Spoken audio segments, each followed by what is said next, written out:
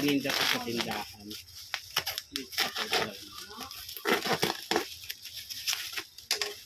615 pesos puhunan.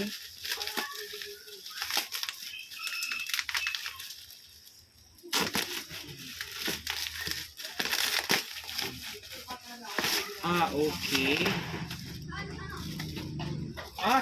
Wow, ang bilis ha. Kagabi ko lang guys, chinik out sa sa TikTok shop. Ayan na yung mga charger natin. See, legit na legit to siya. Ang ganda ng packaging in fairness ha. Ayan. I think yung puhunan nito is 39 pesos. See, may ano pa. Bintahan natin is pwede na sa mga 65. Ayan. Ang type C ba to? Type C.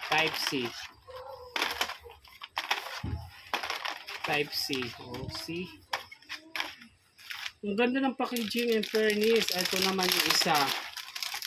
Yung binibinta ko 60 pesos. Ang ganda ng pagka-packaging. Type C din. Android. Android to. Ano to? Android. Lahat yan Android. Kasi lahat ng mga more ginagamit dito ng mga tao is Android. Ayan. See? Bintahan ko dito is 60 pesos lang dito sa tindahan ko. Ayan. Diba? Cute. Ang ganda ng packaging in fairness. Okay, thank you so much. God bless you all. Bye everyone.